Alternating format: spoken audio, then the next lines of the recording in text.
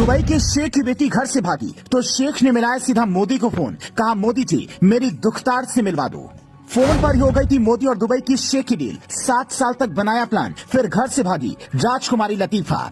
मोदी ने भिजवाई थी समुद्री नाव, कमांडो और हेलीकॉप्टर। गोवा से ले जाकर सीधा दुबई के राजमहल में कर दिया कैद। दुबई की शेख की बेटी घर से लापता हुई तो उन्होंने मदद अमेरिका से नहीं मांगी, बल्कि भारत के प्रधानमंत्री नरेंद्र मोदी से मांगी। कुछ लोग यहाँ पर कहेंगे अब दौर बदल चुका है, पर पूरी कहानी ये नहीं है। उस वक्त दुबई के शेख ने सीधा भारत फोन मिलाकर कहा, मोदी जी मुझे मेरी दुख्तार से मिलवा दो। इसके बदले में मैं आपको एक तस्कर सौंपने को तैयार हूँ, जिसकी तलाश हिंदुस्तान को लंबे समय से है। हालांकि यहाँ पर कई लोगों के दिमाग में यह सवाल उठ रहा होगा कि दुबई के शेख तो सबसे अमीर आदमी है, फिर उनकी बेटी क्या किसी के प्यार के चक्कर में घर से भागी या बात कुछ और थी। इस किस्से पर आएंगे, उससे पहले सुनिए मोदी जी के पास दुबई के शेख का फोन आया तो क्या क्या हुआ। दिल्ली के बाद सीधा गोवा में तड़ातड़ फोन की घंटी बजने लगी। फोन आते ही गोवा में पुलिस अलर्ट हो गई। समुद्री नाव से तलाश शुरू हो गई। कोस्टल गार्ड को कहा गया कि आप भी सर्च करो। यहाँ एक हेलीकॉप्टर से कमांडो भी भेजे गए। हर हाल में राजकुमारी लतीफा को ढूंढना था।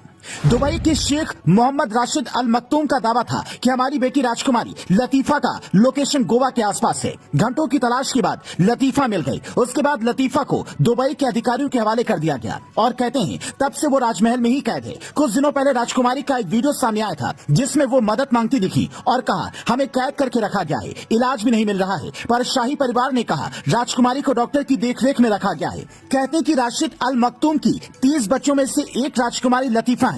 ये कोई पहली बार घर से नहीं भागी थी। इससे पहले भी वो भागने की कोशिश में थी, लेकिन पकड़ी गई और 3 साल राजमहल में ही एक कैदी की तरह रखा गया। कहाँ जा रही हैं, किससे मिल रही हैं, कौन कौन बात कर रहा है, खाने में क्या क्या खा रही हैं, इन सब की निगरानी होती है। बस हाथ पैर में कैदी की तरह बेड़ियां नहीं थी।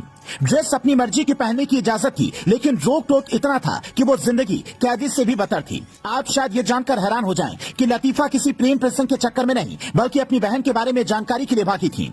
लतीफा की बहन शमसा साल 2000 से लापता हुई थी, तब से मिली नहीं। ये बात हर कोई जानता है कि राजमहल से भागना आसान काम नहीं होता। शायद इसीलिए राजकुमारी लतीफा ने बाकायदा 7 साल की ट्रेनिंग ली थी। कई लोगों को अपने साथ मिलाया, उसके बाद भागने का प्लान बनाया।